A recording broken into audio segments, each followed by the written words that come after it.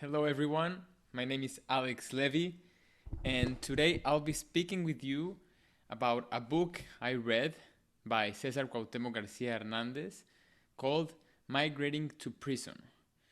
The general purpose of this conversation is to raise awareness on immigration law and its flaws, especially when it comes in the way we treat our immigrant veterans. I'll also try to convince you on a notion that I have that deporting US Army veterans on the basis of having an American passport or not having an American passport is not only wrong, but counter to the American values. Nowadays, immigration law has become too predatory, and that no one is exempt of being a target of ICE and being incarcerated, not even if you're a permanent resident of the United States. So, let's get to it. What if I told you an army veteran was incarcerated and faced a possible deportation?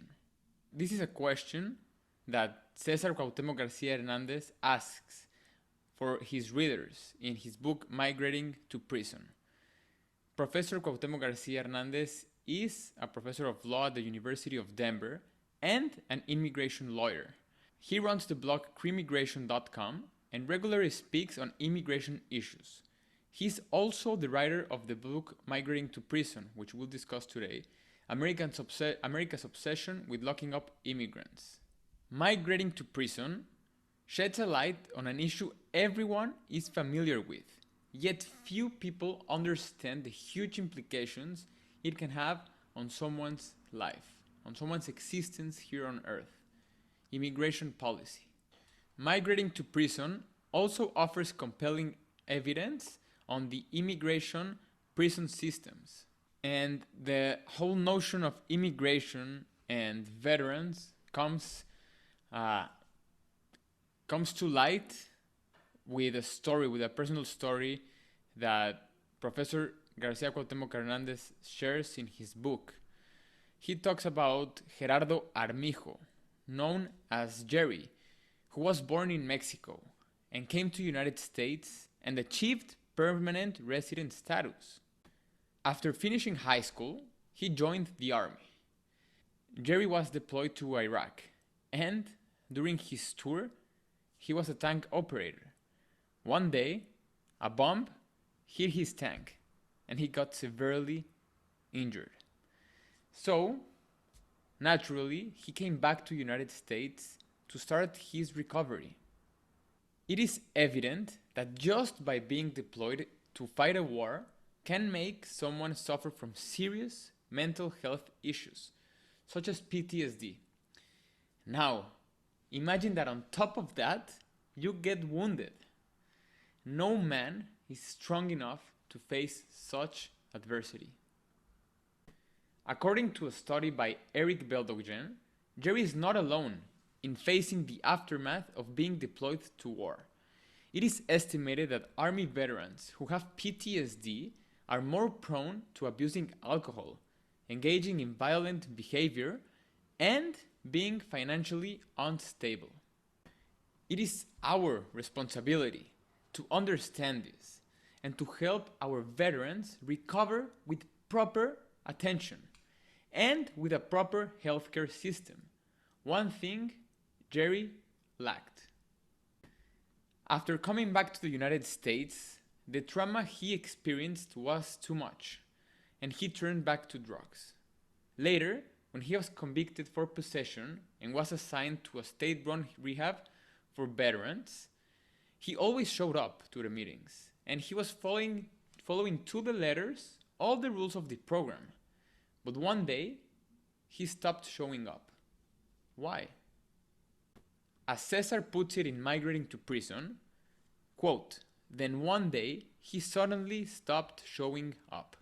No one, not his family, not his friends, not even his lawyer, knew where he was. It turned out that he had been arrested by ICE and sent to Port Isabel Detention Center. No one had bothered to tell his lawyer or the judge overseeing the rehab program. What I can't still wrap my head around is the fact that, for example, Whenever I go to a baseball stadium, we all rise in the presence of a US Army veteran and thank him or her for his service. Yet, with Jerry, we did the exact opposite. We incarcerated him and deported him. I still can't believe this story, and how it isn't an isolated case.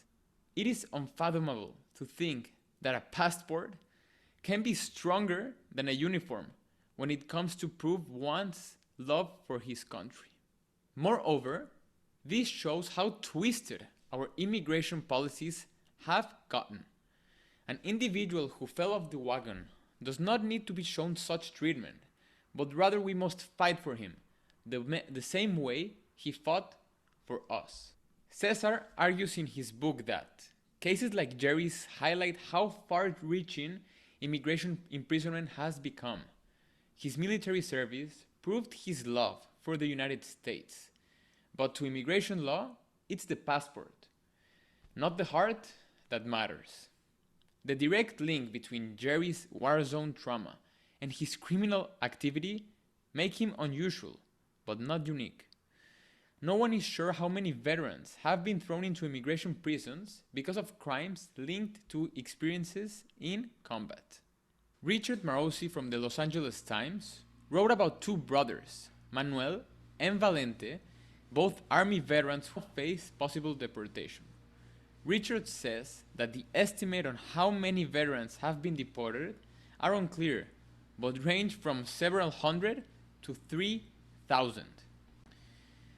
If you want to learn more about Jerry's story and others like him, I encourage you to read Migrating to Prison, available on Amazon. Thank you so much for listening, and I do hope this conversation that we had made you reflect on our immigration policy and how we view Army veterans who weren't born in this country, yet still had the love for it to go offshore, to go to a completely whole country to prove their love for it, to thank them, to thank it, their community, for what they have done for them. It is amazing to reflect on how much policy can affect one's life here on earth. And it is amazing to think of this idea that a passport and not a uniform can change a whole existence on earth, being imprisoned for life, or actually being thrown off the country that you fought for. So as you see, this book and the brilliance of Professor Cuauhtémoc García Hernández made me reflect a lot on how I approach policy and how I view such issues. Thank you for watching.